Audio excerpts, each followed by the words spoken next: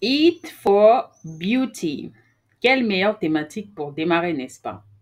Alors, je veux dire, qui n'aime pas manger? Perso, j'aime manger. D'accord, j'aime manger, j'aime boire.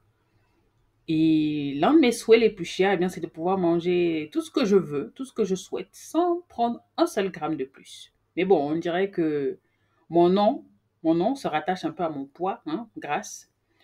Je dois faire attention.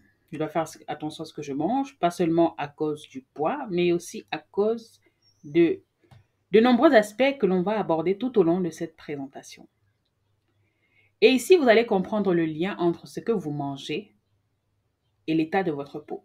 Mais pas que, aussi de votre santé de manière globale, de manière générale, votre santé mentale, comment est-ce que vous vous sentez, votre bien-être, votre équilibre, hein, à la fin de la journée en tant que personne. Ce sont des choses dont on parle très peu, qui sont pour la plupart pris pour acquis, parce que je veux dire, quasi tout le monde a de quoi manger tous les jours sur sa table. Donc, au bout d'un moment, on n'y pense plus trop. On pense que c'est automatique, c'est comme ça que les choses doivent être. Mais si vous regardez d'autres aspects de la vie ou alors vous rencontrez certaines personnes, vous allez dans certains environnements, vous allez vous rendre compte que, eh bien non, malheureusement, de la nourriture, ce n'est pas un acquis pour tout le monde. Mais le plus important ici, c'est d'autonomiser notre corps, de comprendre que ce que nous mangeons, ce que nous consommons, affecte bel et bien notre état général. Bienvenue à vous, hein? Installez-vous confortablement. N'oubliez pas de prendre quelque chose à boire. Ramenez des biscottes si vous voulez, des fruits, quelque chose à grignoter. Et surtout, prenez des notes. Prenez des notes et n'hésitez pas à revisionner cette vidéo autant de fois que vous le souhaitez pour vraiment que les informations ici s'imprègnent. Parce que, comme on dit, la mère de l'éducation, c'est la répétition. D'accord. Autant de fois quelque chose est répété, autant de fois votre subconscient s'imprègne de cela. Et comme ça, à un moment donné, ça va devenir, voilà, ça va couler tout simplement. Commençons par qui suis-je? Pour ceux qui regardent mes vidéos sur YouTube ou sur d'autres plateformes, je ne me présente très souvent pas. Il n'y a pas vraiment une raison particulière à cela. On me l'a reproché, donc autant mieux dire, voilà, vous saurez qui je suis ici, dans les détails. Alors, je suis Grace, tout simplement. Et oui, effectivement, le prénom que j'utilise sur mes réseaux, c'est mon prénom dans la vraie vie. Mon nom, c'est Njanku. Ça se prononce Njanku par Deyanku pour les personnes qui ne sont pas d'origine africaine et qui auraient du mal à la prononciation. C'est Njanku, s'il vous plaît. Qui suis-je? Eh bien, je suis une femme, d'accord? Je suis une femme avec un vécu, une maman d'une petite fille. J'ai une formation d'assistante médicale, j'ai un background en cardiologie, donc la santé du cœur pour, euh, pour globaliser. J'ai, n'est-ce pas, un background également en neurologie, en naturopathie. Je fais également du quality management. C'est quoi le quality management? Eh bien, c'est de s'assurer que tout est fait dans les normes, hein, que les règles sont respectées, que les choses sont faites comme elles doivent être faites. Aucune surprise, hein. J'aime un peu la droiture.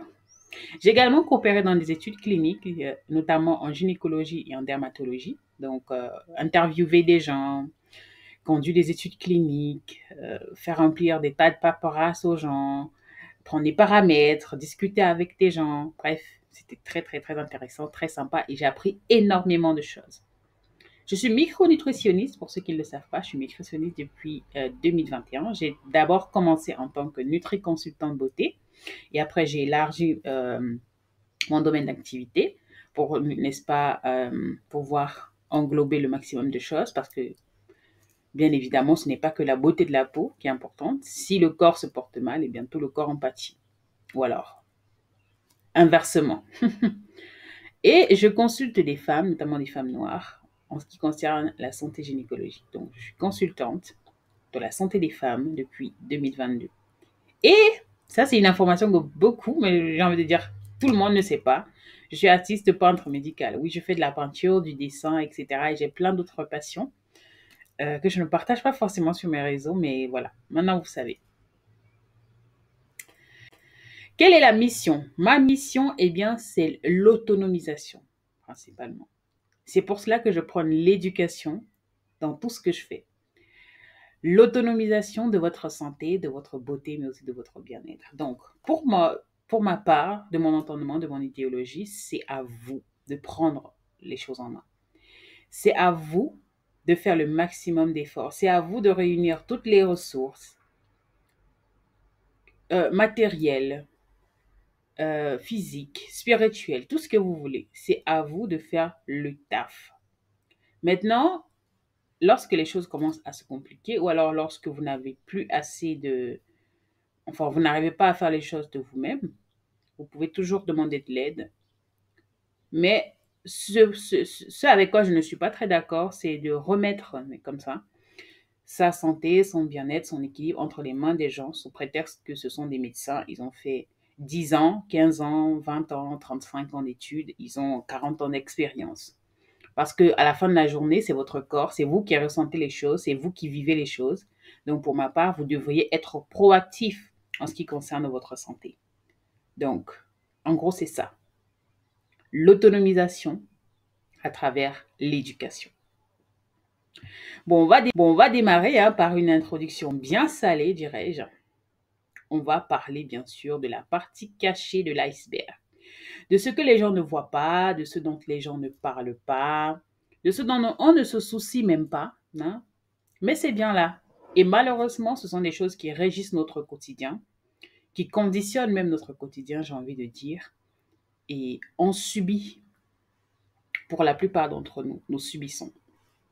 Ici, on va parler des lobbies, voilà, des allégations mensongères sur la plupart des packagings de produits, GMO, donc les organismes génétiquement modifiés, qui sont de plus en plus normalisés au jour d'aujourd'hui. On va aussi parler de la blood food. Tu n'as jamais entendu parler de ce terme, je présume. Mais aussi, on va parler un peu de la déescalisation, je dirais, au niveau de l'industrie agroalimentaire. Alors, pour ceux qui ne le savent pas, il y a 10 compagnies qui contrôlent près de 90% de nos aliments et de nos boissons du supermarché. Donc, si vous allez dans un supermarché, quand vous allez dans le rayon biscuits, enfin dans le rayon friandises et tout, vous allez dans le rayon vivres de maison, dans tout ce qui est riz, sel, les pâtes, les chocolats, etc., etc. Eh bien, il se trouve, malgré que sur les packagings de produits, vous allez voir différentes marques, il se trouve que une, deux, trois, quatre ou plusieurs marques appartiennent à une même société. C'est juste le packaging qui change, c'est juste les couleurs qui changent, c'est juste les égéries qui changent, n'est-ce pas? Mais derrière, il y a une seule et même personne. Alors, nos argents vont chez une et une même personne. Je vais citer quelques exemples, notamment Nestlé, Pepsi, Coca-Cola, Unilever, Kellogg's, etc. Les GMO pour une agriculture ou un élevage standardisé. Le but ici, bien évidemment, c'est de rentabiliser au maximum, mais aussi promouvoir une longue conservation des produits, une facilité d'accessibilité et de faciliter l'implémentation. Alors, quand on parle de rentabilité, eh bien, vous comprenez tout de suite avec moi que une industrie ou alors une entreprise qui fait dans la production ne va pas risquer de planter du maïs sans toutefois s'assurer qu'il y aura, n'est-ce pas, que la récolte sera faite et que le maïs sera vendu. Et donc, il va faire du profit. Donc, tout ce qui est charançon, tout ce qui est parasite de saison qui pourrait peut-être paralyser la récolte, on va venir tout simplement les éliminer. Et les processus d'élimination ne sont pas toujours des plus naturels et des plus respectueux de nos aliments, mais aussi de nos corps, parce qu'à la fin de la journée, ces aliments-là se retrouvent où? Dans nos organismes.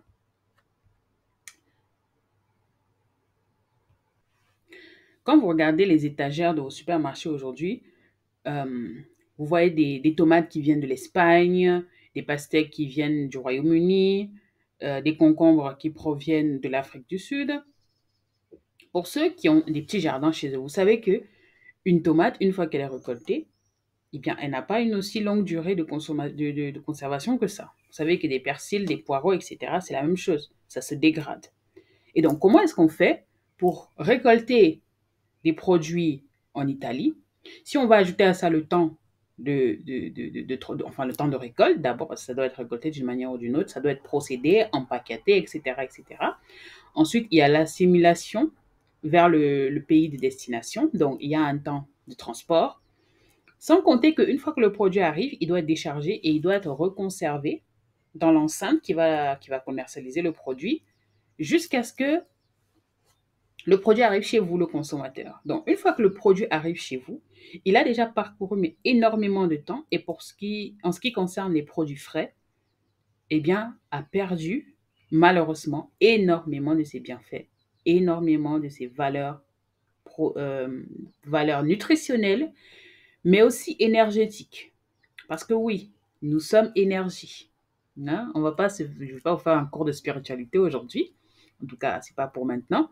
Mais oui, il y a également cela derrière. L'aspect de la vibration énergétique du produit, ce qui donne la vie en quelque sorte à votre organisme. Et malheureusement, cela, on le perd. Et étant donné qu'il faut rentabiliser, eh bien, on va faire usage de certaines méthodes, voilà, pour pouvoir rendre les aliments beaucoup plus résistants aux intempéries, résistants aux attaques parasitaires, résistants justement pour tout ce qui est transport, etc. Et donc, ce qui va un peu venir modifier la structure de l'aliment. Et donc, on se retrouve au final avec un aliment qui n'est pas toujours des plus naturels qu'il soit. Parce qu'il y a quelque chose qui a été enlevé, rajouté, ou alors, voilà. Après, il y a la modification biologique qui existe, mais comment vous dire que toutes les entreprises ne prennent pas cela, enfin, n'utilisent pas les méthodes les plus naturelles, parce qu'encore une fois, il s'agit de faire du profit. Et donc, si on doit investir dans des technologies assez coûteuses, si on doit faire les choses bien, ça demande un certain investissement et donc tout le monde n'est pas prêt à faire cela. Et donc, on cherche les moyens les plus rapides, les moyens les plus faciles et surtout les moyens les plus rentables et qui malheureusement ne nous profitent pas à la fin de la journée. La blood food, il s'agit, n'est-ce pas, de ces personnes, parce que vous vous doutez bien que si vous avez des ananas toute l'année, des pastèques toute l'année, des fraises toute l'année sur votre table, eh bien, ça veut dire qu'elles sont produites d'une manière ou d'une autre. Donc, toute l'année, enfin, c'est pas comme à l'époque où on consommait de saison. On disait, OK, ça c'est la saison du maïs, ça c'est la saison des fraises, ça c'est la saison, ça c'est la saison. Non. Les consommateurs sont de plus en plus exigeants. Et donc, il faut des personnes derrière qui doivent travailler pour pouvoir vous satisfaire en quelque sorte. Et dans cette quête à la satisfaction du consommateur, on se retrouve avec des mineurs qui doivent aller travailler, des femmes enceintes, des personnes qui sont exploitées d'une manière ou d'une autre, qui sont payées des cacahuètes pour des journées de travail interminables. On n'en parle malheureusement pas assez. Des femmes enceintes, des femmes qui se font violer sur leur lieu de travail, d'accord, qui sont abusées par, je ne sais pas moi, les chefs des chantiers, les chefs par leurs supérieurs hiérarchiques, etc., ou même les collègues. Il y a plein de documentaires sur YouTube qui attirent l'attention, qui attirent notre regard dessus. Donc, je vous invite à aller chercher ça sur Google si vous ne me croyez pas. Peut-être pas, parce qu'il y a toujours des gens sceptiques qui se disent mais qu'est-ce qu'elle raconte celle-là? Qu'est-ce qu'elle nous sort encore? Donc, vous pouvez aller faire vos recherches si vous voulez. Vous allez voir que voilà, les choses ne sont pas toujours ce qu'elles semblent être. Donc, je ne parle même pas d'homosexualité, encore moins de trafic humain. Voilà. Un rein, ça coûte beaucoup d'argent, n'est-ce pas? Une transplantation de foie, trouver des donneurs, c'est pas évident. Donc, voilà. Il y a des plantations qui se transforment en mines d'exploitation d'êtres humains. C'est malheureux, mais c'est comme ça. Donc, il y a certaines choses il faut savoir que ça existe, il faut être conscient que ça existe. Il faut s'imprégner ça bien dans la tête comme ça. Dans nos attitudes, on agit, comment dire, accordingly. Je ne sais pas comment on dit ça en français. Bref, vous avez compris. C'est ça l'essence. On commence tout de suite par la notion des lipides. Alors, les lipides, qu'est-ce que c'est? Les lipides, c'est un groupe de macromolécules biologiques ayant certaines caractéristiques en commun. Ce sont des atomes, n'est-ce pas, de carbone, d'hydrogène, mais aussi d'oxygène. Encore une fois, on revient à la notion des éléments qui régissent notre vie. On a l'air, on a les cieux, on a le sol, mais à la fin de la journée, les molécules principales qui constituent ces éléments-là restent quasi les mêmes. Vous allez prendre tous les éléments qui existent sur la planète, même nous en tant qu'humains, n'est-ce pas? Nous sommes constitués de ces éléments principaux-là. On est très différents, on a des couleurs de peau différentes, on a des comportements différents, on est issus des parents distincts qui ne se connaissent pas, qui ne se sont jamais vus, mais à la fin de la journée, notre constitution biologique relève de matières premières identiques. Comme quoi, nous sommes une seule personne, nous sommes interchangeables, nous communiquons d'une certaine manière avec ce qui nous entoure, d'où l'importance de garder cette naturalité pour rester en équilibre. Les lipides sont des molécules insolubles dans l'eau, donc elles sont hydrophobes. Qu'est-ce que le rôle des lipides? Le rôle dans l'organisme des lipides, c'est le stockage de l'énergie. Pour ceux qui ont déjà eu dans leur vie, au moins une fois dans leur vie, à faire du sport, ou pourquoi je dois perdre du poids, la notion de lipides, on en parle assez. Hein? Il faut perdre des graisses, recette miracle pour brûler les graisses, recette miracle pour perdre du gras, etc. etc. C'est pas forcément des lipides dont on parle, mais dans le corps, ceux-ci se métabolisent d'une certaine manière et donc restent stockés dans le corps. Donc, les lipides, c'est ça qui stocke notre énergie.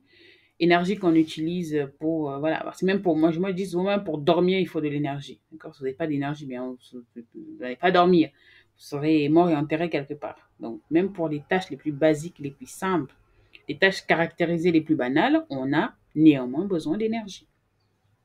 La recommandation de l'OMS est de 70 à 100 grammes de lipides par jour. Et comment est-ce que vous allez calculer cela à votre niveau? Je vous dirais, prenez votre poids, donc si vous faites par exemple 70 kg, et multipliez-le par 1,2 à 1,4. Moi, je prendrais genre 1,2 pour les femmes et jusqu'à 1,4 pour les hommes. Et là, vous aurez la quantité de lipides que vous devriez consommer par jour. Après, je tiens à préciser, nous sommes des individus différents, nous avons des corps différents, notre métabolisme réagit différemment, mais ici, il s'agit des normes, on va dire, standards, qui ont été étudiées, qui ont été en fonction, voilà, du système de santé, hein, des constitutions du système de santé, de la manière dont les choses évoluent. Et donc, on est arrivé à la conclusion que consommer une telle quantité de lipides vous mettrait à l'abri de ces maladies-là qui sont causées par un excès de gras et surtout de mauvais gras. Également, une information à ne pas négliger, c'est que les lipides jouent également un rôle structural car ils restent stockés dans notre corps, dans les tissus adipeux, donc sous-cutanés en quelque sorte. Dites-vous que si vous n'aviez pas de lipides dans votre corps, eh bien, votre peau ne ressemblerait pas à ce qu'elle ressemble. Tout simplement parce que voilà, il n'y a pas de structure, il n'y a pas ces molécules-là qui viennent la rendre comme elle est. Vous voyez? C'est pour ça que vous avez déjà peut-être remarqué, quand on parle de peau qui vieillit, de peau sèche, de peau qui n'est pas brillante, qui n'est pas lumineuse, etc., on recommande de consommer des oméga 3. La plupart des nutritionnistes recommandent de prendre des oméga 3 ou même des personnes lambda sur les réseaux parce qu'on va apporter du gras à la peau pour, n'est-ce pas, lui donner son aspect, pour pouvoir la nourrir de l'intérieur. Donc ce gras-là, on en a besoin, hein, pas seulement pour notre santé, mais aussi pour notre bien-être. On va parler d'abord des graisses trans. Les graisses trans, ce sont des acides gras saturés, des acides gras insaturés autant pour moi, qui sont encore appelés des graisses hydrogénées. Ce ne sont pas des graisses qui sont disponibles comme ça. Ce sont généralement des produits qui sont fabriqués par je ne sais pas vraiment quel moyen, par les ingénieurs agroalimentaires, et sont destinés à usage industriel. Donc, pour fabriquer la plupart de vos produits que vous consommez, enfin tous les produits ou quasi tous les produits industriels. Donc, je vais parler par exemple du McDo, des frites, donc tout ce qui est généralement empaqueté là et produit par des industries agroalimentaires. Des biscuits, même des sauces, certaines sauces industrielles. C'est quoi l'idée derrière? Eh bien, c'est tout simplement que euh, ces matières-là, ces molécules-là sont beaucoup plus stables au niveau de leur structure, mais également faciles d'usage. Pour ceux qui ont déjà remarqué, une frite, la frite du McDo, ne ressemblera jamais à la frite que vous faites à la maison. Surprise! Mhm. Effectivement, si vous avez déjà fait l'expérience vous-même, vous savez que les frites que vous faites à la maison ne, n'auront jamais la texture, le goût ou même encore la durée de conservation des frites du McDo. Il y avait même déjà une vidéo sur TikTok, une américaine, si je ne me trompe pas, qui avait fait cette expérience-là. Je crois qu'elle est nutritionniste ou herbaliste, quelque chose comme ça. Euh, Maintenant, là, je n'ai pas son compte, encore moins, je ne me rappelle plus, mais c'était une vidéo que j'avais vue comme ça vite fait, et c'était une vidéo qui avait vraiment fait le buzz, où elle avait fait une expérience, tout simplement, elle a acheté un McDonald's, donc un Big Mac avec des frites, qu'elle a laissé poser sur une étale chez elle, et un an, je dis bien un an, dans 365 jours après, le McDo en question n'avait pas bougé. Il était resté intact. Vous vous imaginez? C'est incroyable. C'est inimaginable, c'est impensable. Mais malheureusement, oui, c'est arrivé. Comment, vous imaginez, mais comment est-ce que ça parvient à se conserver si longtemps? Eh bien, à quelque part, les molécules qui sont utilisées pour la fabrication de ces produits ne sont pas les plus naturelles. C'est pour cela que ça dure éternellement comme ça. Sinon, désolé, mais voilà quoi. Une frite, ça ne se conserve pas un an. Au frigo, c'est limite 3 jours. Et même le lendemain, quand vous faites des frites, le lendemain, elles sont rassis, elles ne ressemblent plus à rien. Donc, et vous doutez certainement qu'il y a un problème parce que voilà, euh, voilà un produit qui ne se dégrade pas, il y a forcément un problème. Donc, le problème avec ces graisses trans, c'est que elles sont le premier risque de facteurs d'obésité, de maladies cardiovasculaires, en favorisant n'est-ce pas, la formation des plaques artérielles, donc de cette accumulation de gras au niveau de vos artères, ce qui va venir les boucher, ou alors ce qui pourrait les boucher, réduire le flux sanguin et donc causer des arrêts cardiaques ou des arrêts cérébraux, ou alors des arrêts vasculo-cérébraux.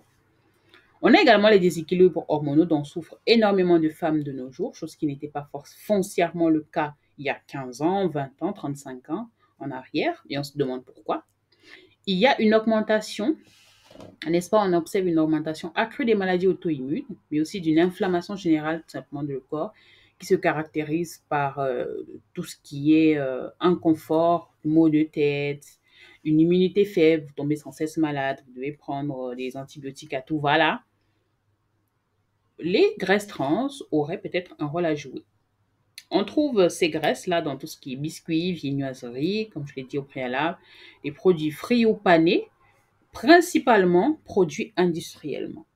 D'accord? Donc, ça ne veut pas dire que si vous mangez des frites à la maison que vous avez fait dans votre air fryer ou alors vous avez utilisé de l'huile d'olive pour, forcément, vous consommez une graisse trans. Ce n'est pas forcément parce qu'un produit est frit qui contient les graisses trans. Là, on parle vraiment dans le contexte de l'industrialisation des produits parce que tout simplement, ces personnes-là utilisent des matières premières pas les plus nobles et donc pas naturelles et donc qui ne favorisent pas forcément notre santé. Maintenant, on va parler des graisses saturées. Des graisses saturées qui sont un peu victimes aussi d'une mauvaise réputation. Donc, elles sont considérées comme étant voilà, des graisses qui causent des maladies, au même titre les graisses trans, alors que ce n'est pas forcément le cas. Alors, celles-ci sont communément appelées mauvaises graisses, car susceptibles d'augmenter le niveau de cholestérol dans le low density lipoprotéine, autant pour moi, dans le cholestérol LDL, dans le sang, celui-là qui est accusé de causer toutes les maladies. Enfin, quand je dis toutes les maladies, je parle de maladies cardiaques ou cardiovasculaires. Ce cholestérol-là euh, est, n'est-ce pas, celui-là qui est responsable de la métabolisation ou même, dirais-je, de la production des hormones. Aujourd'hui, on rencontre beaucoup de femmes qui souffrent de SOPK, d'endométriose, d'aménorrhée, de dysménorrhée, bref, les maladies de l'appareil reproducteur de la femme ne cessent d'augmenter. Et on se demande pourquoi.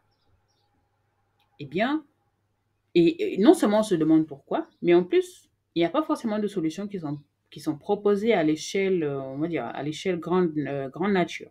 C'est que des suppositions, peut-être que, mais sauf que les peut-être que, ça ne nous aide pas à avancer. Il y a toujours des femmes qui souffrent, il y a toujours des femmes qui se meurent de douleur à chaque fois qu'elles sont dans leur menstruation, il y a toujours des femmes qui ont du mal à mener une grossesse à bien ou encore à tomber enceinte. Il y a des femmes qui se font enlever leur appareil reproducteur, littéralement, parce que voilà, elles se disent, je n'en peux plus, tu vois. Donc, non, on doit s'y intéresser. Mais retenez que le mauvais cholestérol, celui-là qui est caractérisé de mauvais cholestérol, il a son rôle à jouer dans votre organisme. Sauf que il faudra le consommer avec parcimonie, hein, avec une minutie, parce qu'à l'excès, il peut avoir l'effet inverse, bien évidemment. Les acides gras saturés sont bons pour l'organisme, du coup, car ils fournissent de l'énergie, bien évidemment, mais aussi apportent des vitamines. Ici, je pense au beurre, hein, ou encore au ghee. Le beurre contient de la vitamine A, mais aussi de la vitamine D.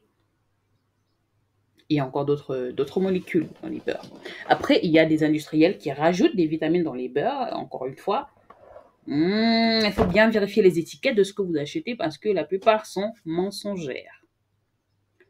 Parmi les acides gras saturés, on a justement l'acide butyrique contenu dans le beurre, l'acide laurique contenu dans l'huile de coco. Hein. Vous savez que l'huile de coco a une très très bonne réputation, que ce soit pour la santé de la peau ou encore tout simplement de la santé en général.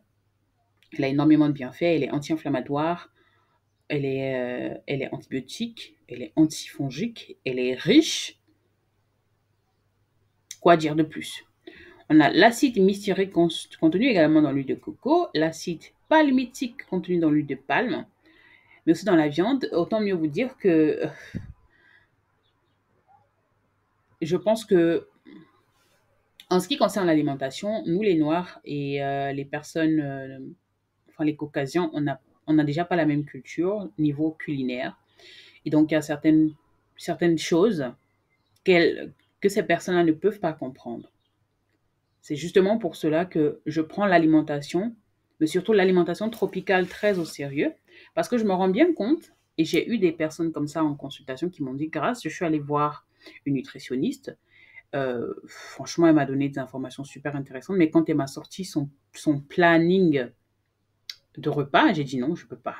Ça veut dire que je vais arrêter de manger du ndolé, je vais arrêter de manger de la tiké, je vais arrêter de manger du poisson braisé, du coquille, du sanga, de l'ocoque, tout ça. Je vais seulement manger les salades, les tomates avec les concombres. Non. On va pas se mentir, lorsque vous avez grandi dans un certain cadre, hein, avec une certaine culture culinaire, vous ne pouvez pas du jour au lendemain changer ces habitudes-là. À quel prix? Et je vais vous avouer une petite chose que je n'ai jamais vraiment osé parler. Peut-être je ferai une vidéo là-dessus. À une époque, pendant, je veux dire, presque 6 mois, j'ai essayé d'être végane. Enfin, j'ai essayé parce qu'à cette époque-là, j'étais trop. Enfin, j'étais encore. J'ai dépassé la limite de l'alimentation clean. Là, j'étais vraiment déjà dans une sorte de. Non, c'était plus sain, le processus dans lequel j'étais. Je me suis lancé ce défi de devenir végane. Et pendant 6 mois, je peux vous dire que j'ai passé la pire période de ma vie. C'était pas très agréable. Pourquoi? Parce que non seulement le changement était brusque, mais aussi je voulais faire les choses tellement bien que ma santé mentale en a pris un coup. Donc faites vraiment attention à ceux-là qui vont venir vous dire que l'huile de palme c'est mauvais, il faut arrêter de manger du bâton de manioc, il faut arrêter de manger du plantain parce que c'est hyper méga calorique. Non, vous pouvez manger tout ce que vous voulez, ça je le répète tous les jours, vous pouvez manger tout ce que vous voulez, tout ce que vous souhaitez. Ce dont vous devez faire attention, c'est la quantification, la quantité. Et ça, c'est valable pour tout. Parce qu'aujourd'hui, je ne peux pas vous empêcher d'aller manger au McDonald's ou un Burger King ou d'aller commander chez Starbucks. Je ne peux pas vous empêcher à faire cela. Mais ce que vous devez comprendre ici, c'est la quantité. À quelle fréquence est-ce que vous consommez certains types d'aliments? Parce que, encore une fois, on veut rester dans l'homéostasie, dans l'équilibre. Et donc, se restreindre, ça apporte de la frustration. Et lorsque vous êtes frustré, votre corps, bien, il réagit. Hein. Il y a des connecteurs chimiques qui vont être libérés, qui vont signaler quelque chose à votre cerveau. Et donc, en fait, à la fin de la journée, ça ne vous apporte pas quelque chose de positif. Mais néanmoins, apprenez sur l'alimentation tropicale. Ne délaissez pas vos racines, n'adoptez pas les yeux fermés les cultures des autres sous prétexte que vous voulez vivre sainement. Parce que, comme dirait quelqu'un, les véganes, ça meurt aussi. Et lorsqu'on regarde dans la culture caucasienne, moi travaillant dans le secteur de la santé en Europe, je me rends compte que ils ont des maladies, laisse tomber. Hein. Il y a beaucoup de maladies qui sont pas... Voilà, on se demande mais d'où ça vient. S'il fallait adopter ce régime alimentaire-là, d'où ça vient. Et pareillement, en Afrique aussi, on a des... En Afrique ou alors dans la communauté afro, on a également des maladies qui sont types des afros. Donc, il faut chercher les causes. Il ne faut pas, voilà, condamner l'autre, privilégier l'autre. Par contre, il y a des cultures à privilégier comme comment on les appelle encore? On évolue vers les graisses, les bonnes graisses, celles dont on a besoin, celles qu'on veut, celles qu'on souhaite. Ce sont les graisses, parmi lesquelles les graisses monosaturées. Celles-ci sont des lipides présentant une double liaison entre les atomes de carbone. Voilà, on s'en fout. Et bref, elles sont connues sur le nom d'oméga 3. Je pense ici à l'huile d'olive, à l'huile d'avocat, à l'huile de noix, à l'huile de tournesol ou à toutes les huiles des grains là que vous connaissez. Ce sont des huiles qui contiennent des oméga 9. Les oméga 9, aussi appelés acides oléiques. Ces graisses-là, n'est-ce pas, ou alors ces produits sont le processus de fabrication, le processus notamment d'extraction de l'huile est assez important ici parce que des processus de transformation beaucoup trop rudes peuvent détruire les molécules du produit et donc favoriser leur valeur nutritionnelle ou alors les rendre neutres ou plus très très très adaptés. Donc, ici encore, oh, comment le soleil me suit comme ça. Oh là là là là là, my screen is blur. Voilà, donc ces produits, donc ces huiles-là ont des propriétés nourrissantes, anti-inflammatoires. Elles protègent le film hydrolipidique.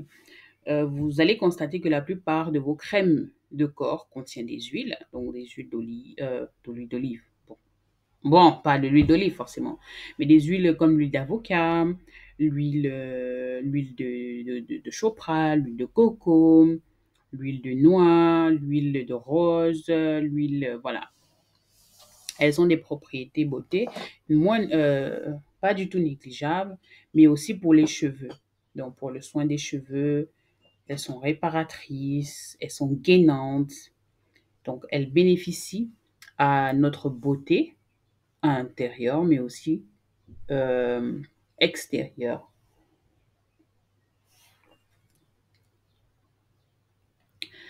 Passons maintenant aux graisses polysaturées qui régissent littéralement l'alimentation des personnes qui disent s'alimenter sainement ou alors qui prônent l'alimentation super, super, super saine. Et avec raison, parce que effectivement, les graisses polysaturées sont celles-là qui sont appelées oméga 6 et oméga 3. Il existe même des capsules d'oméga 3, donc on va extraire de l'huile de poisson qui va être commercialisée dans des gélules. Beaucoup de femmes en âge mature en consomment, mais aussi des jeunes filles. Il n'a pas que des bénéfices au niveau de l'alimentation, de la santé du cœur, etc. Mais il évolue aussi, il aide aussi pour le rééquilibrage du système endocrinien, donc des hormones. L'acide oméga 6 est appelé acide linoléique, donc La. On a des acides, l'acide oméga 3, l'acide alpha-linoléique, donc ALA, et donc le EPA et le DHA. C'est important lorsque vous achetez, par exemple, des oméga 3, que vous vérifiez bien qu'il y a cette mention-là. EPA et DHA. Parce que c'est cette combinaison-là qui rend le produit encore plus intéressant. Surtout si c'est un produit qui est commercialisé. Après, quand c'est dans l'alimentaire, vous tirez, n'est-ce pas, vos nutriments de vos produits alimentaires, c'est différent parce qu'ils sont biodisponibles et donc du fait de la constitution de l'aliment, le corps va utiliser les valeurs nutritionnelles du produit d'une manière, on va dire quoi, biologique.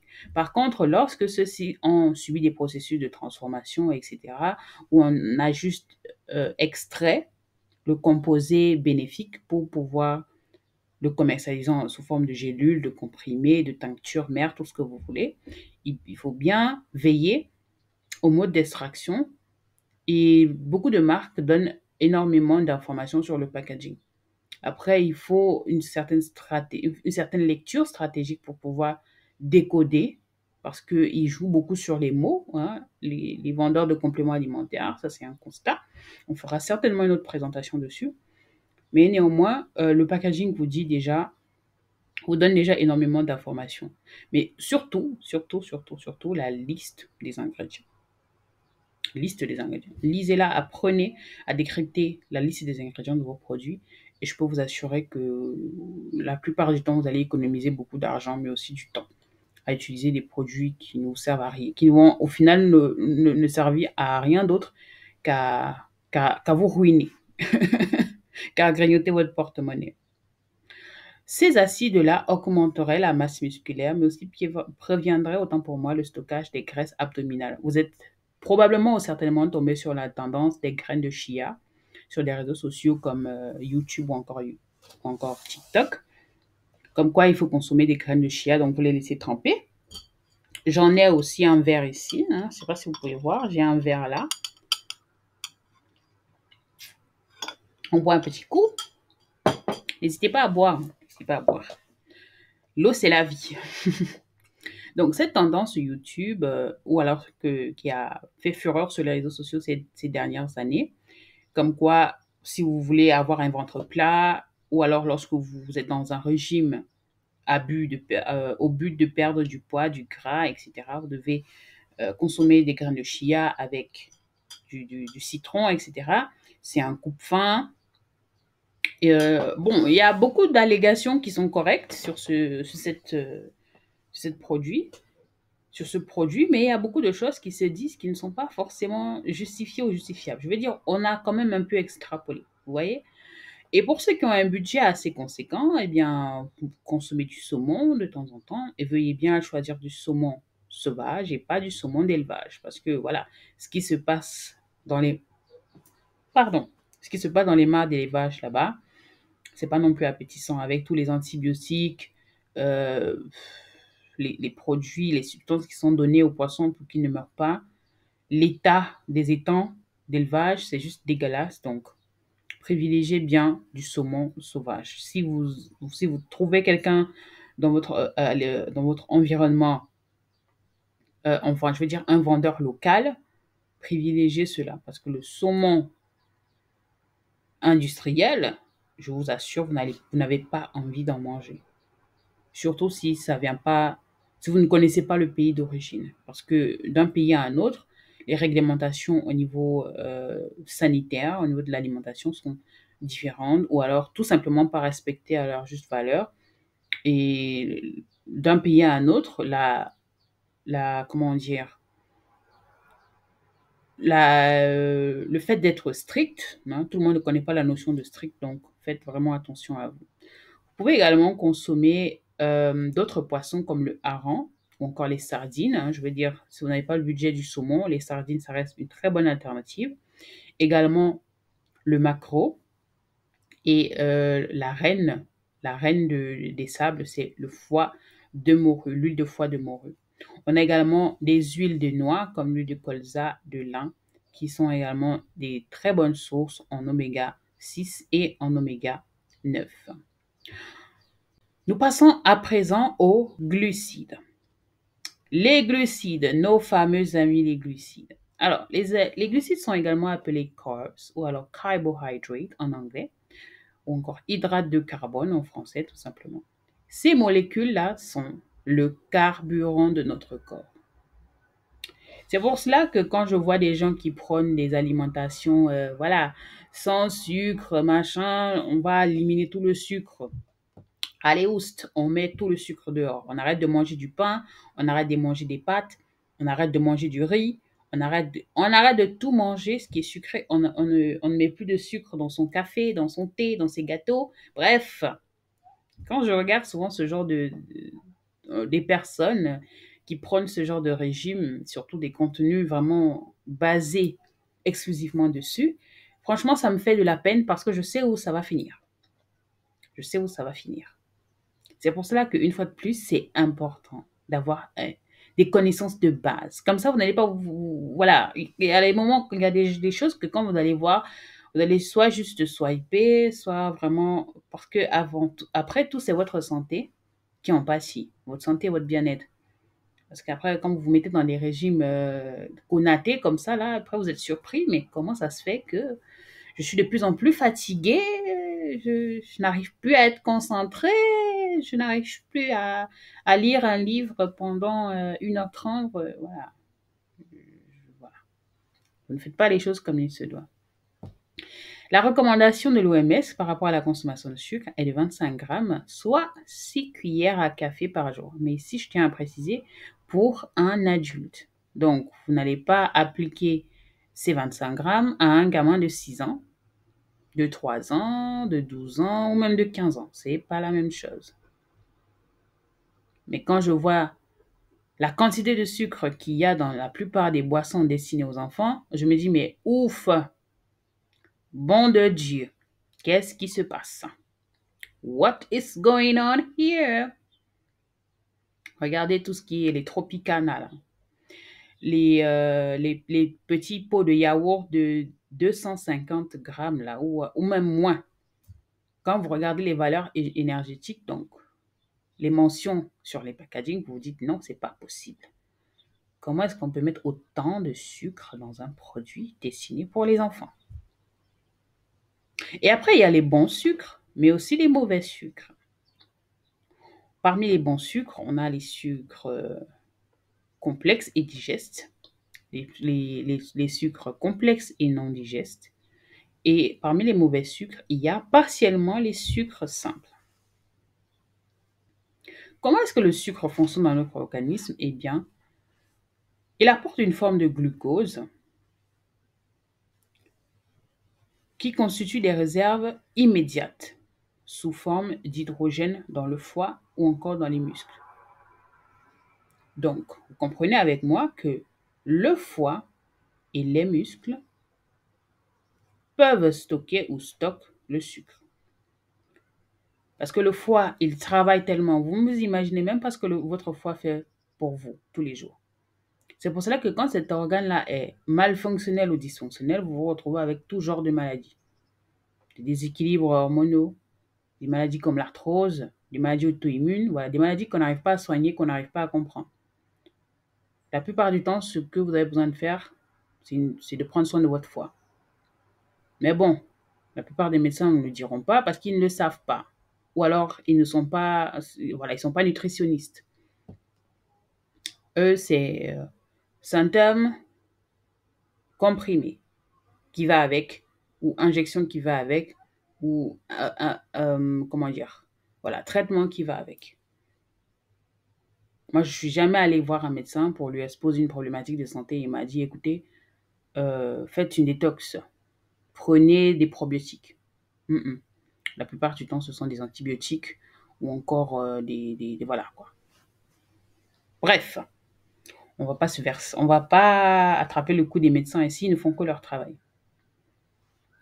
Les glucides nourrissent plusieurs cellules du corps, en particulier celles du cerveau et des muscles. Et il faut savoir que le cerveau préfère le glucose comme source d'énergie.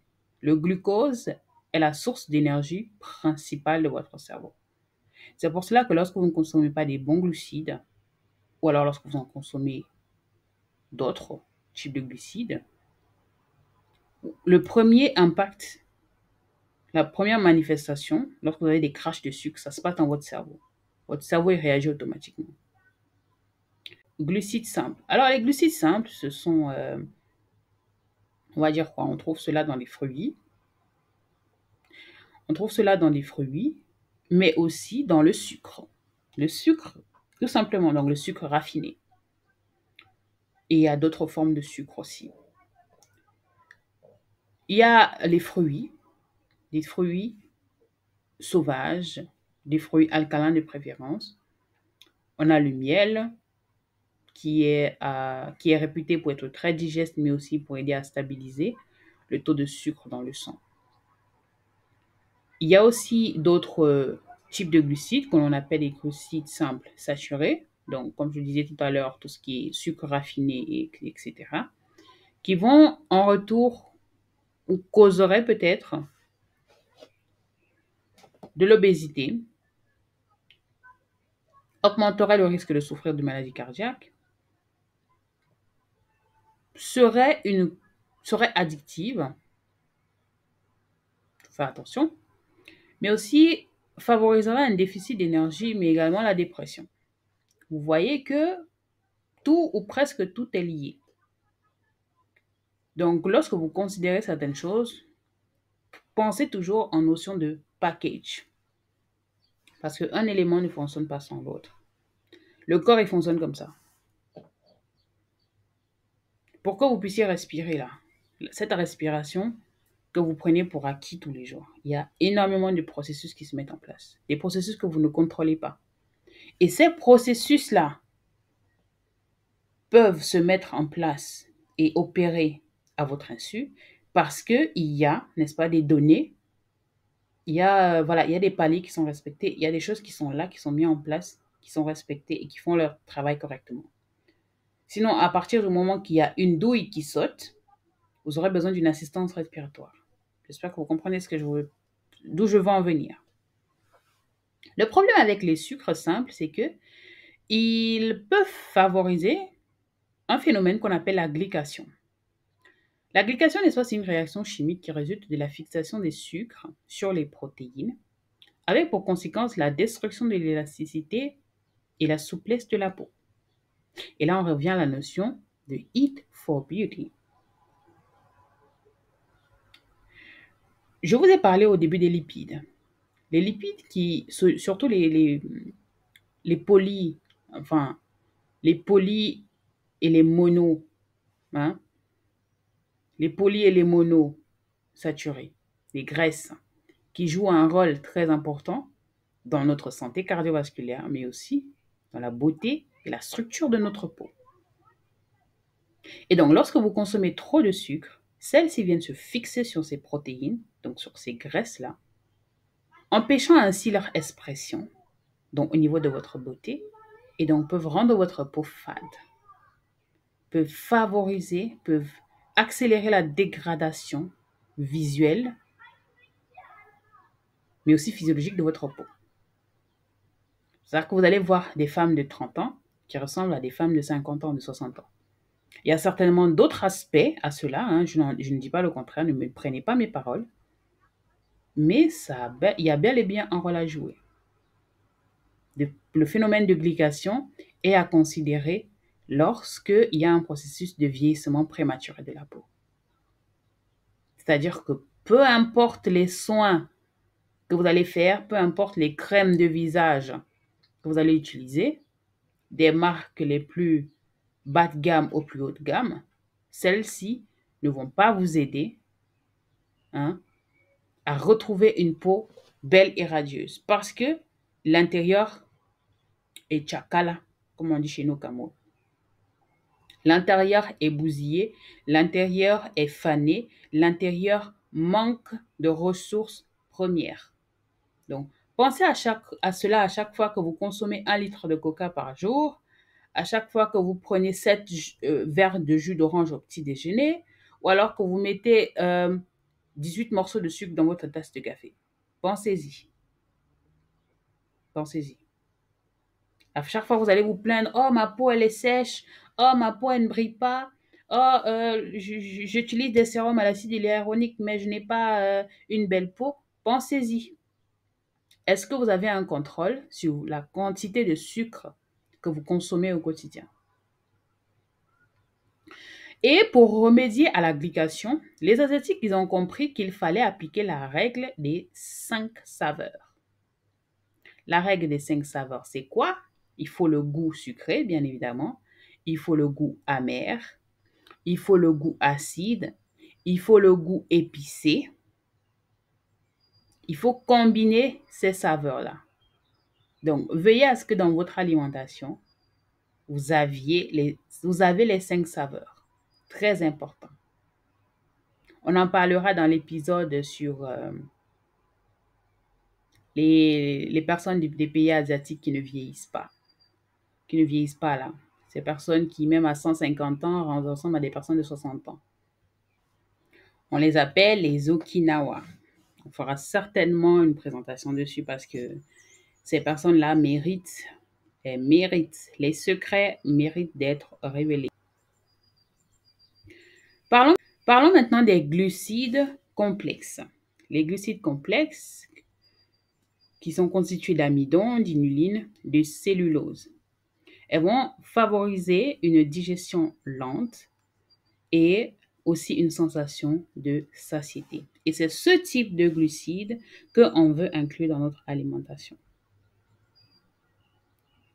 Dans notre corps, celles-ci sont stockées sous forme de glycogène, donc de glycogène musculaire, mais aussi de glycogène hépatique, ce que j'ai dit au début de la vidéo. Les aliments à privilégier, vous savez quoi, le haricot, le riz brun ou même le riz noir si vous en trouvez, donc le riz qui n'a pas, donc la coque n'a pas été ouste là, dans la poubelle. Et on se retrouve avec un riz qui est blanc comme ça, comme de la neige. C'est beau visuellement, mais bon, c'est pas très riche en valeur nutritionnelle. Vous pouvez également ajouter dans votre alimentation d'autres graines comme l'orge ou encore le millet ou encore les quinoa. Pensez aussi aux lentilles, mais aussi aux patates douces. Mais moi, j'aime bien faire les lentilles roses en version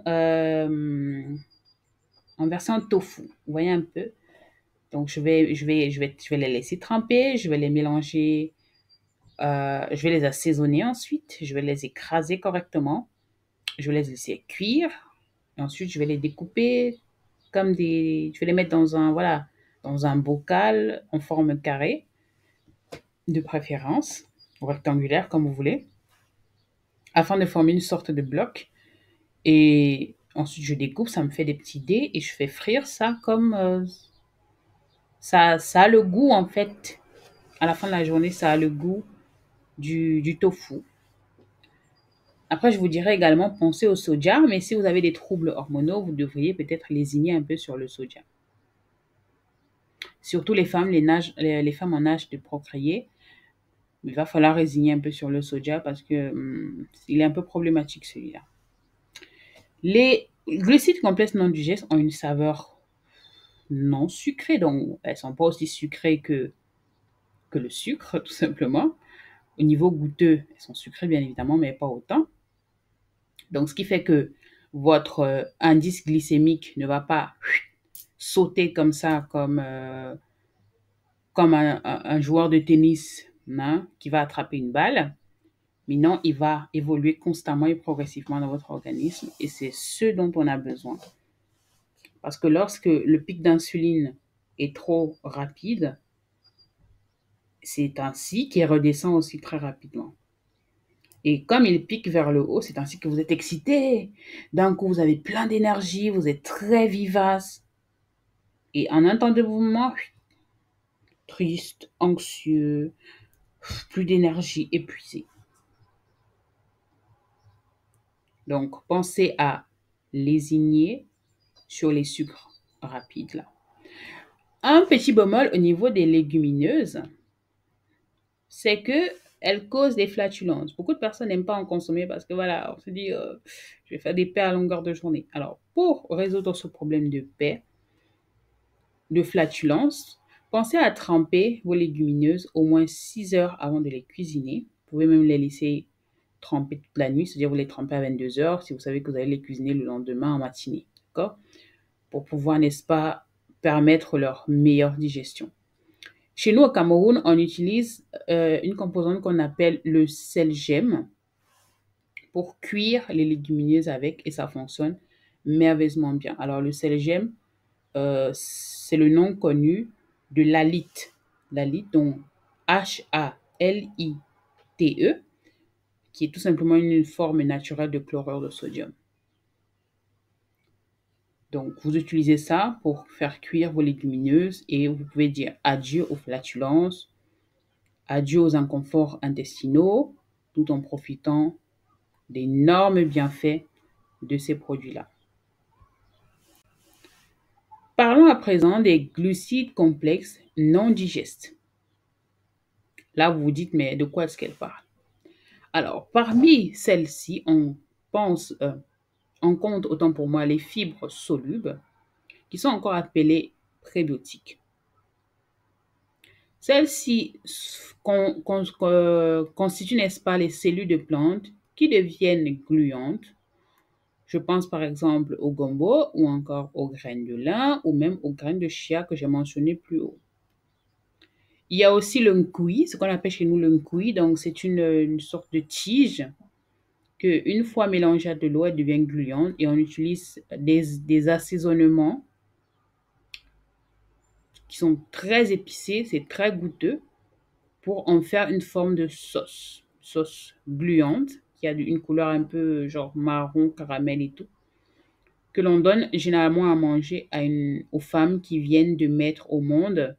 Et la légende raconte que cela permet de nettoyer le ventre. Est-ce que c'est vérifié? Est-ce que c'est vérifiable? J'en sais rien. Mais au jour d'aujourd'hui, je sais qu'il y a un lien. Pourquoi? Parce que ça agit au niveau de la flore intestinale, donc ça remet les batteries au niveau de la flore intestinale et par la même occasion, ça favorise un bon transit intestinal. Quoi de mieux pour remettre le corps à neuf après 9 mois à partager sa nourriture avec un autre bonhomme. Ensuite, on parle des fibres insolubles, encore connues sous le nom de cellulose. Eh bien, elles présentent sur les parties extérieures des plantes. Je pense ici à la carotte, par exemple, ou encore au concombre, ou encore à la pelure de la tomate. Pour ceux qui ont déjà fait cuire une tomate, vous savez que vous pouvez enlever, n'est-ce pas, la peau de la tomate et c'est valable pour quasi tous les végétaux où vous avez la possibilité d'enlever la pelure de cet aliment-là. Également dans aussi les céréales, donc les graines entières, notamment les légumineuses, etc., etc. Il faut savoir que les fibres solubles ne se dissolvent dans l'eau, enfin elles se dissolvent dans l'eau sous forme d'une substance épaisse dans l'estomac. Elles sont, n'est-ce pas, décomposées par les bactéries du gros intestin. Et ici, il y a un processus de fermentation qui va se produire et donc favoriser un maintien de la flore intestinale. Les fibres insolubles, quant à elles, ne se dissolvent pas dans l'eau et peuvent traverser le tractus gastro-intestinal de manière relativement intacte et elles ne sont pas une source de calories non plus. Par contre, elles stimulent le transit pour un bon fonctionnement digestif et peuvent également accélérer la vidange gastrique. C'est la raison pour laquelle, par exemple, lorsque vous consommez une salade de tomates et de concombres, ben, la probabilité que dans les 1 heure qui suivent, vous allez à la selle, elle est assez considérable. Contrairement à si vous consommez par exemple, je sais pas moi, des haricots par exemple. Ceux-ci déjà, parce qu'ils se digèrent assez lentement, ils vont prendre assez de temps pour être digérés. Et au niveau, enfin, ils ne sont pas, ils ne glissent pas comme ça dans l'intestin, dans le transit intestinal, comme les glucides digestes. Celles-ci, celles-ci se fixent, elles se fixent aux parois et opèrent d'autres miracles. À présent, des protéines. Alors, dans l'organisme, les protéines jouent un rôle essentiel. Elles jouent un rôle structural, donc la forme de ton corps que tu as dès à présent est définie ou est influencée par les protéines. Vous voyez des personnes qui sont fines, des personnes qui sont assez musclées, des personnes qui sont grasses, donc de forte corpulence, voire obèses. Eh bien, d'un individu à l'autre, la structure des protéines dans leur organisme varie. Je tiens à dire ceci, ce n'est pas parce que quelqu'un est obèse que ça veut forcément dire qu'elle a beaucoup de protéines. C'est pas toujours la même chose. Ou alors des protéines, mais quel type de protéines? On va voir ça tout à l'heure. Celles-ci jouent un rôle également dans le renouvellement des tissus musculaires, mais aussi des fanères, notamment les cheveux, les ongles, mais aussi les poils. Bon, au jour d'aujourd'hui, on nous a dit que les poils, c'est mauvais, donc dès qu'ils poussent, on les enlève à coups de crème épilatoire ou encore comment vous appelez ça? De ciseaux, de laser et compagnie. Bref. Elle participe également à la structure de la matrice osseuse, mais aussi de la peau.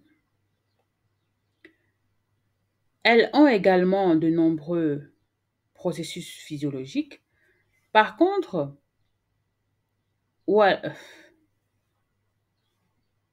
elles participent à de nombreux processus physiologiques, par exemple sous la forme d'enzymes digestives, notamment l'hémoglobine, les hormones. Ce sont également des récepteurs immunologiques ou alors immunoglobulines, encore appelés anticorps.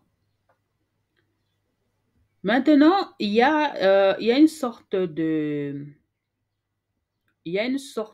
discussion dans le monde des nutritionnismes comme quoi il ne faut consommer que les protéines d'origine végétale, ou alors d'autres qui disent bah, on s'en fout, vous faites ce que vous voulez, consommer des protéines. Vous pouvez également consommer des protéines d'origine animale. Sauf que l'un comme l'autre a son rôle à jouer. Moi, personnellement, je suis de ceux-là qui disent consommer les deux sources de protéines si vous aimez bien. Parce que de toutes les façons, l'une comme l'autre a son rôle à jouer, assez bien fait, bien, voilà, bien particulière, bien corsée. Donc, aucune raison de se dire, OK, je ne vais plus du tout consommer des protéines de telle ou de telle nature pour X ou pour Y raison. Voilà, pour moi, ça n'a pas trop son sens. Donc, consommez ce que vous voulez, mais de manière répartie. De manière répartie, c'est-à-dire que on reste encore dans le principe de l'homéostasie. On ne va pas trop consommer de viande parce que, bien sûr, au bout d'un moment, vos intestins n'en pourront plus. Vous n'allez pas non plus baser votre alimentation exclusivement que sur sur des pois chiches et compagnie, ou alors sur des œufs, ou alors sur des noix. Après, c'est vous qui voyez. Les processus, les protéines, donc pour moi, les processus. Les protéines entrent également dans la composition des what?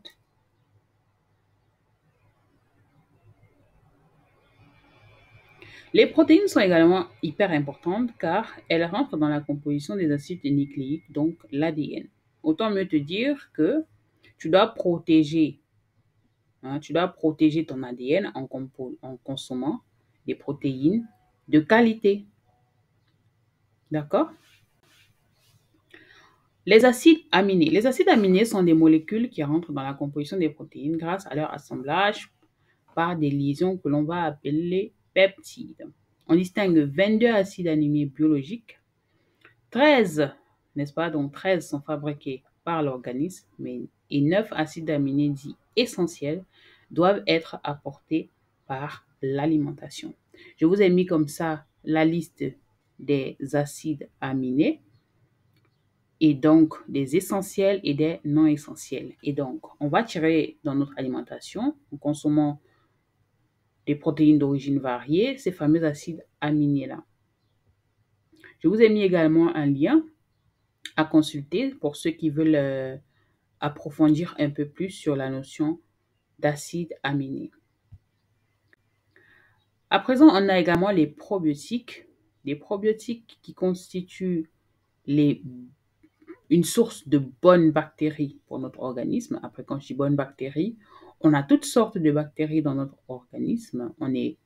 On vit dans un monde de bactéries, je veux dire, même l'air que l'on respire contient des bactéries. Mais ceux-ci ont leur rôle à jouer, un rôle important, un rôle vital. C'est à partir du moment où vous en consommez beaucoup, où vous exposez beaucoup trop aux mauvaises bactéries, que ceux-ci deviennent pathogènes, c'est-à-dire qu'elles deviennent causeurs de maladies, en d'autres termes. Sinon, les bactéries sont nos amis. Vous devriez être content d'être entouré de bactéries.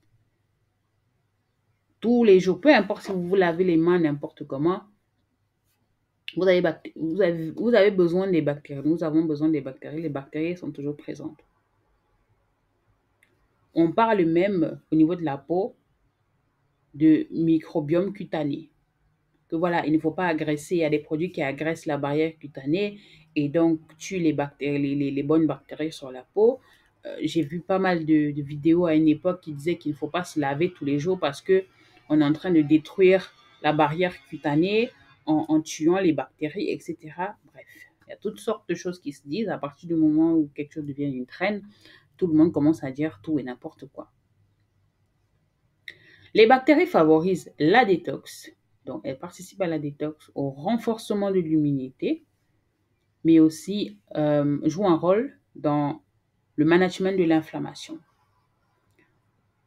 Si vous essayez de vous documenter un peu, vous essayez de lire un peu sur les symptômes des différentes maladies, vous allez vous rendre compte que la plupart, ça tourne autour de même chose.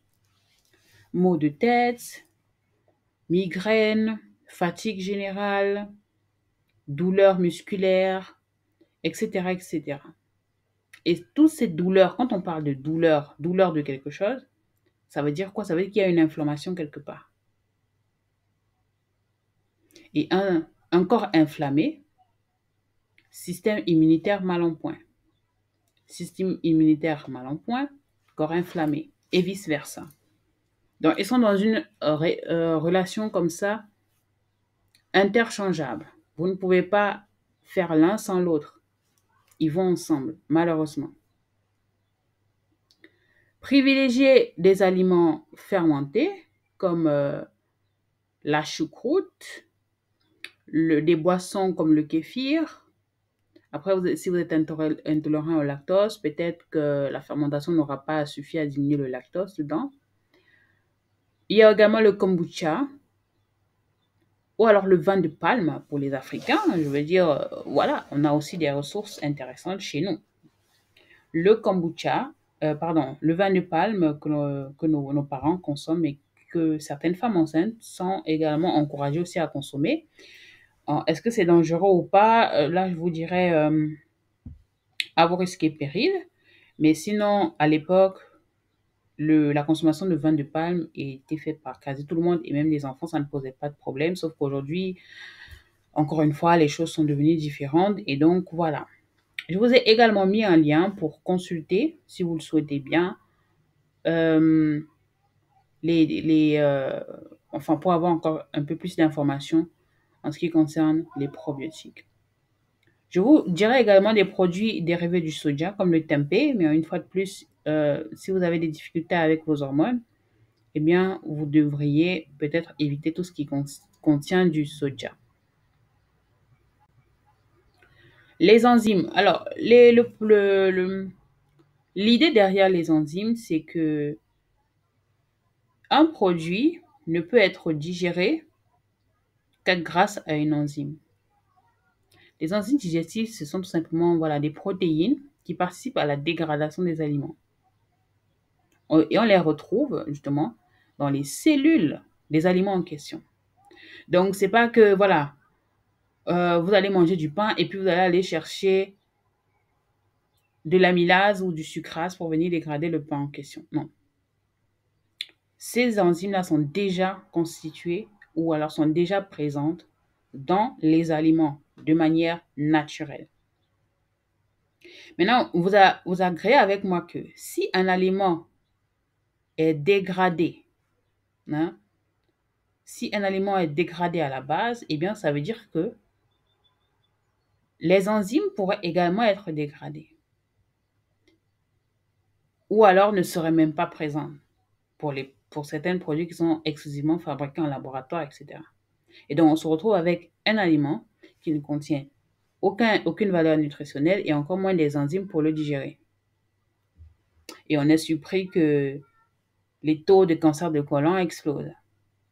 On est surpris que, voilà, il y a de plus en plus de maladies cardiovasculaires et de plus en plus voilà, toutes sortes de maladies qui naissent, maladies de Crohn, maladies de X, maladies de Y.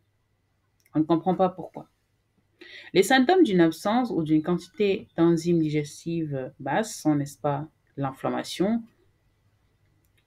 Je vais dire ça, c'est, voilà, ce n'est pas quelque chose qu'on va ignorer ou qu'on va faire semblant de ne pas comprendre. Vous allez m'entendre parler d'inflammation mille et une fois parce que malheureusement, ça en fait partie. L'inflammation, toujours et encore.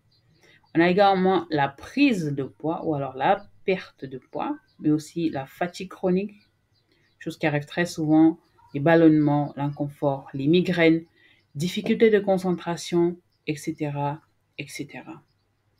Et quand on parle ici d'enzymes, je pense au marketing des poudres protéinées. Des poudres protéinées qui ont très, très, très, très bien fait parler d'elles.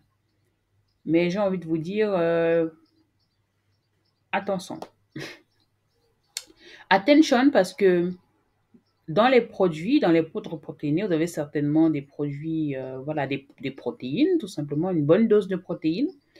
Et ça, les poudres protéinées, c'est les chouchous des personnes qui souhaitent gagner du muscle, donc qui vont aller courir 4 heures de temps à la salle. Elles veulent gagner du muscle, elles veulent gagner voilà, des pectoraux, favoriser la dégradation du gras, etc., etc. Et donc, se tournent vers les poudres protéinées. Sauf que ça reste un produit industriel, ça reste un produit qui est fabriqué d'une certaine manière. Et donc, la plupart d'entre eux, des fabricants, y ajoutent d'autres substances, des substances qu'on n'en a pas forcément besoin, notamment le sucre. Et malheureusement, en beaucoup trop grosse quantité. Et surtout, un sucre qui n'est pas de meilleure qualité. Donc, c'est pas du miel, c'est pas de l'érythrite, hein, mais c'est du sucre raffiné de bas de gamme. Donc, faites bien attention quand lorsque quelque chose est extrêmement marketé, lorsqu'il y a un marketing beaucoup trop, voilà, faites vraiment attention parce que la plupart du temps, c'est pas, il y a un revers de la médaille.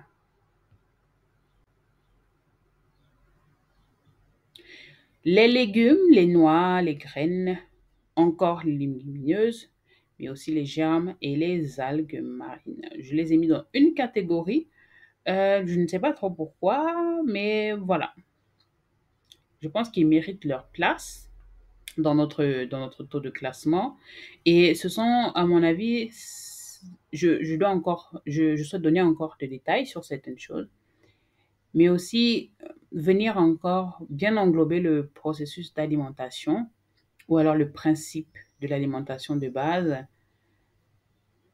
qui est qu'il y a des composantes qui doivent impérativement faire partie de votre alimentation pour que vous prétendiez bien vous alimenter. Les fruits, donc, je reviens sur la notion de fruits. Consommer les fruits, de préférence des fruits alcalins. Donc, moi, je préconise les baies de toutes sortes, mais aussi les melons et aussi les fruits acides. Après, si vous avez grandi en zone tropicale, vous savez qu'on a toutes sortes de fruits. Enfin, je veux dire, consommer tout ce qui a été produit par la nature, tout ce qui est présent dans la nature et qui pousse de manière saisonnière. Les baies ont le bénéfice euh, de contenir des fibres, d'être riches en flavonoïdes, donc des antioxydants. Elles protègent la santé du cœur. Elles préviennent contre certaines maladies et elles permettent aussi de réparer les cellules. Quand je parle, quand je pense au melon, donc le canteloupe ou encore la pastèque, des choses comme ça, elles sont très riches en eau, donc vous aurez une hydratation intense en consommant ces aliments-là, y compris les électrolytes. Hein. Si vous remarquez aujourd'hui, on parle beaucoup d'électrolytes, encore une fois, hein, des choses qui existent depuis la nuit des temps, mais on ne sait pas pourquoi, pour une raison ou pour une autre, subitement, ceux-ci gagnent en autorité, ceux-ci gagnent en intérêt. Et bien sûr, il y a des marques, il y a des entreprises qui vont en profiter pour commercialiser tout et n'importe quoi. Mais moi, je préconise vraiment de tirer ces nutriments dans les aliments le plus que vous puissiez. Après, cela ne vous empêche pas d'avoir des compléments alimentaires, etc. Mais surtout, que ceux-ci se rapprochent le plus de la nature. Que ce soit des extraits de plantes, des tinctures mères, des X et Y. Mais pour ma part, et ça c'est ma conception, c'est ce que je prône, ils doivent se rapprocher le plus possible de la nature. Parce que c'est biologique, c'est biodisponible, c'est mieux assimilé par l'organisme. De nombreuses études le prônent, l'ont démontré en ce qui concerne la fabrication, par exemple, de certaines molécules en laboratoire. La biodisponibilité est un facteur clé pour qu'un élément soit efficace, pour qu'un produit, pour qu'un médicament, pour qu'une substance soit efficace, agisse dans l'organisme. Sinon, l'organisme considère cette substance comme un étranger et donc au lieu qu'il y ait un mariage, il y aura une attaque. C'est comme cela que vos symptômes ne disparaîtront jamais ou alors vont s'accentuer.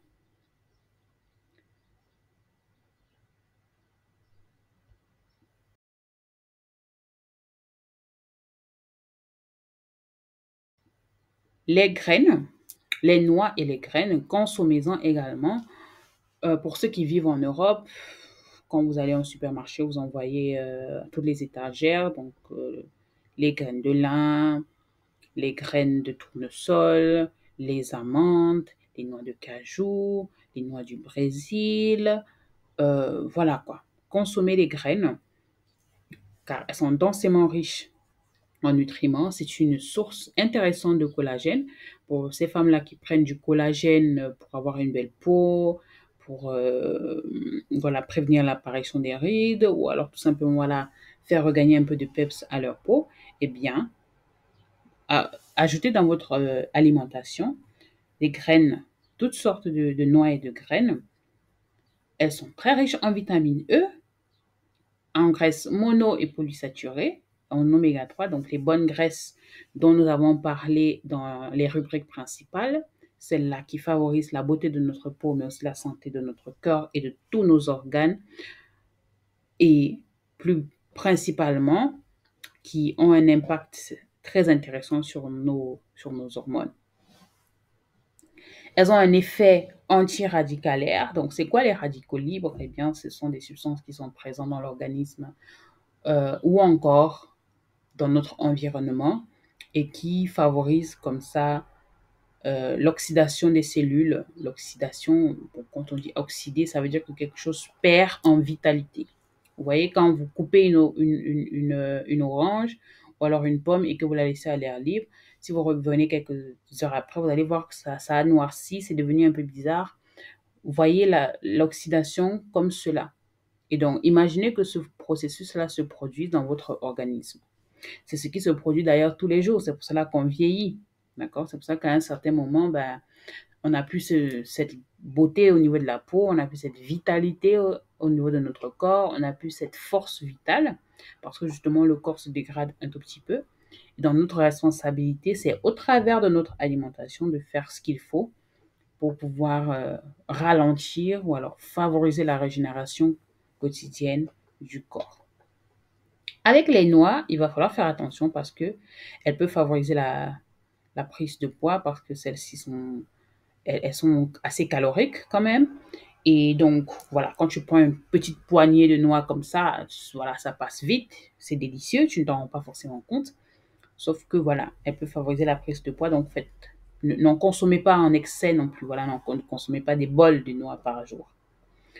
Et il faut également faire attention parce qu'il y a des personnes qui sont allergiques. Donc, vérifiez bien que vous n'êtes pas allergique à certains types de noix en particulier. Et si, voilà, des manifestations à court, eh bien, stoppez tout simplement la consommation. Une fois de plus, on a les légumineuses, d'accord, qui sont riches en vitamines, riches en enzymes, riches en protéines, qui vont venir chérir notre insuline, donc qui vont vraiment, si vous souffrez du syndrome de SOPK, donc le syndrome des ovaires polykystiques, vous devez vraiment, mais vraiment, vraiment penser à remplacer tout ce qui est viande et sucre, ou alors à substituer la plupart de vos produits par les légumineuses, parce que celles-ci ont un impact, mais vraiment global, quoi. Elles agissent, elles favorisent énormément de bien à votre organisme. Parlons ensuite des graines germées. Celles-ci ne sont pas très, très, très populaires. En tout cas, je vois plus cela chez les Caucasiens. Les Africains ou alors les Afro-descendants ne connaissent pas beaucoup pourquoi je veux consommer déjà même que quand tu parles de consommer des fruits et des légumes à un Afro-descendant, il va te dire je suis pas une chèvre.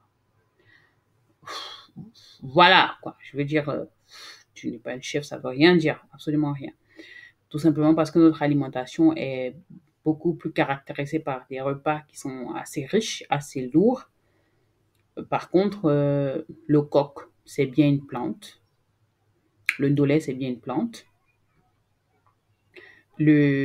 Comment dire, voilà, le héros, c'est bien fait avec des feuilles, d'accord? Donc, on consomme bel et bien des plantes ou alors des légumes, c'est tout simplement qu'on les consomme d'une manière assez particulière.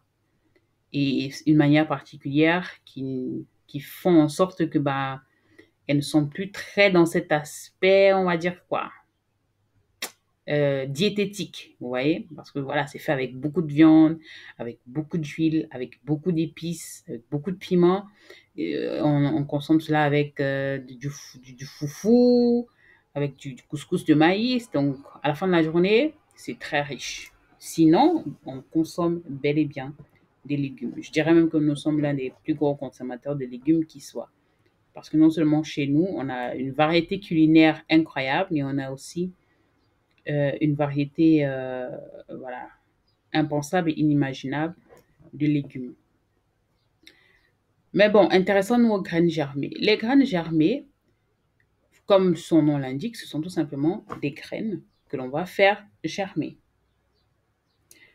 Moi, j'ai déjà fait germer des graines de la luzerne et c'est assez goûteux, c'est pas mal.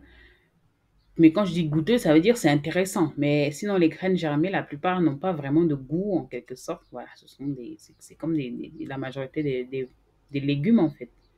C'est comme des épinards. Les épinards n'ont pas forcément un goût, voilà, extraordinaire. À part si vous le faites dans une sauce avec du sel, du poivre, du piment, etc. Sinon, à la base, c'est plutôt neutre au niveau du goût. Les graines germées, n'est-ce pas, stimulent le système immunitaire. Elles auraient également des propriétés anticancéreuses comme les graines de brocoli ou encore de basilic. Elle serait anti-inflammatoire, une des causes principales des maladies, mais aussi anti-rhumatismale. Mais vous devez faire attention. Si vous décidez de faire germer vos graines, sachez qu'il y a un risque accru qui est bel et bien présent, qui n'est pas à négliger, et c'est un risque bactériologique, donc vous risquez de vous infecter de la bactérie E. coli. Donc cette bactérie qui attaque principalement votre tract intestinal. Pourquoi? Parce qu'il faut respecter certaines règles d'hygiène. Il faut respecter la température, il faut respecter le temps de germination, il faut rincer constamment.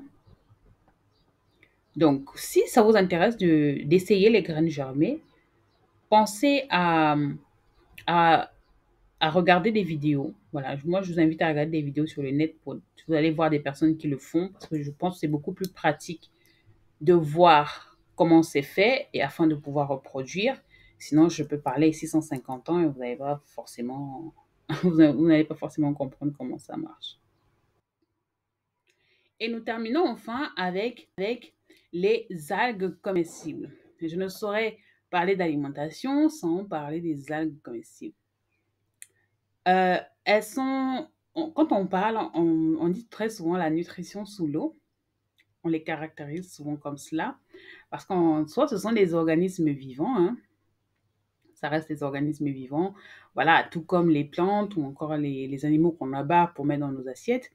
Mais c'est assez particulier parce que leurs aspects ne sont pas toujours plaisants, donc visuellement, elles ne sont pas toujours plaisantes, alors que ce sont tout simplement des trésors dans l'alimentation. Les algues alimentaires nous proviennent, n'est-ce pas, de chez les Japonais. Donc, ce sont eux qui ont encore, en quelque sorte, euh, globalisé la consommation des algues.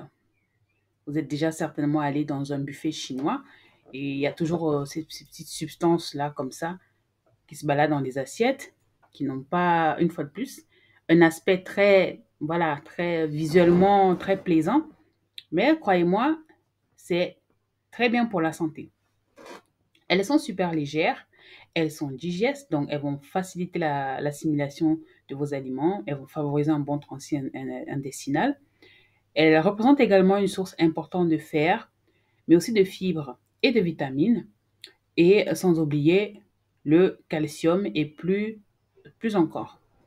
Vous avez, n'est-ce pas, les algues brunes, comme les haricots de mer ou encore le wakame, le kombu royal, les algues rouges comme le dulci, le nori, les algues vertes comme la laitue de mer, ou encore les micro-algues comme la spiruline qui a d'ailleurs énormément fait parler d'elle sur les réseaux sociaux. On n'entendait plus que ça. Eh bien, c'est une algue. Les algues, néanmoins, représentent un problème toxicologique, donc un risque toxicologique, de par leur contamination possible au cadmium. Donc, celui-ci est issu de l'activité industrielle et, et de l'agriculture, de l'activité industrielle et agricole humaine. Donc, c'est un polluant qui se retrouve dans de l'eau parce que les algues, ça pousse dans de l'eau. Et donc, si, indépendamment de comment est-ce que ces algues, ou alors d'où ces algues ont été récoltées, elles pourraient représenter un risque toxicologique accru.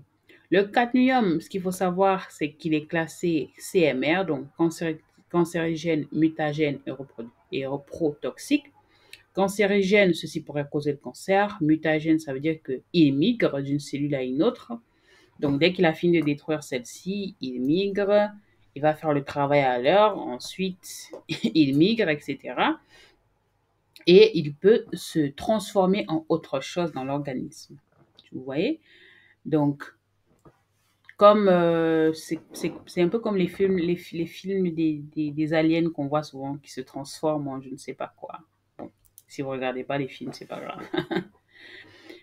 L'aspect reprotoxique, hein, c'est sans surprise, parce qu'on remarque aujourd'hui énormément de personnes qui souffrent qui ont du mal à reproduire, qui ont des maladies de l'appareil reproducteur, et on se demanderait d'où est-ce que ça vient.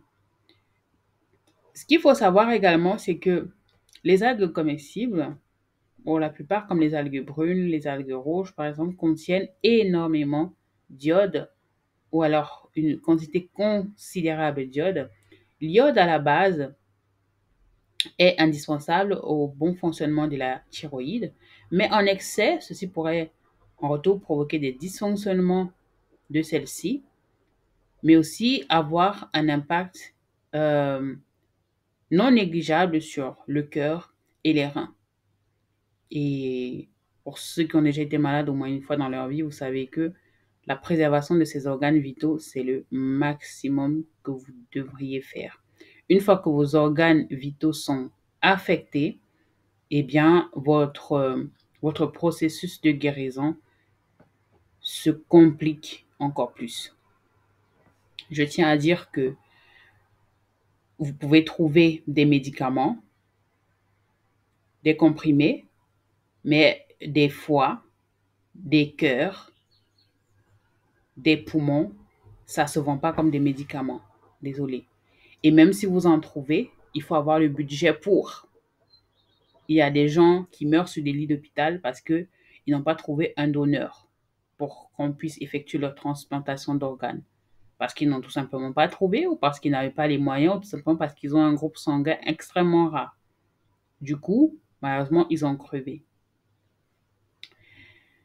Nous sommes enfin arrivés au terme de cette présentation. J'espère que tu as pris énormément de notes. J'espère que tu as appris énormément de choses, mais surtout que tu vas appliquer, n'est-ce pas, les conseils qui ont été prodigués ici. Parce que voilà, ça ne sert à rien d'être resté là, de m'avoir écouté pendant, je ne sais pas, 1 heure ou plus, et à la fin de la journée d'aller te coucher et de ne pas faire des changements. Le but ici, c'est qu'on puisse apprendre. Le but ici, c'est d'être proactif, en fait. C'est de mettre des choses en place à la fin de la journée.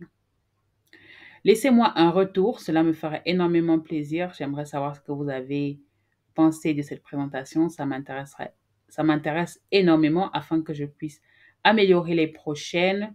Si vous avez des suggestions de contenu, des choses que vous aimeriez dont on parle, vous aimez que je parle d'un sujet, que j'aborde un sujet et que je vous l'explique de manière détaillée comme dans cette présentation, pas des vidéos de 10 ou de 5 minutes, faites-le moi savoir, je vais travailler dessus et je vous présenterai cela. Donc voilà, n'hésitez pas à me suivre sur ma chaîne YouTube qui est le réseau social où je suis principalement plus active. Vous pouvez également aller voir mes vidéos sur TikTok. J'ai publié énormément de vidéos sur TikTok. Les unes comme les autres ont fait pas mal de buzz. En tout cas, j'ai une communauté assez considérable sur TikTok et pour ceux qui veulent profiter de contenus un peu courts et s'instruire sur beaucoup d'autres thématiques, vous pouvez aller checker le compte. Si vous avez une préoccupation en particulier, si vous voulez booker un coaching avec moi, un coaching privé, donc un accompagnement privé, vous pouvez me contacter via mon adresse mail, graceconsultation101@gmail.com. Pour ceux-là qui aimeraient collaborer avec moi, vous voulez promouvoir votre marque, vous êtes un professionnel de la santé ou alors tout simplement vous êtes un intéressé, vous voulez, il y a une thématique que vous voudriez aborder, vous aimeriez passer un interview avec moi ou quoi que ce soit, bref, vous m'envoyez un mail et on discute de tout cela ensemble. Et voilà, c'est tout pour cette présentation. Merci à vous d'être resté jusqu'ici. Surtout, mettez les conseils en pratique et je vous dis à très bientôt. Ciao, ciao!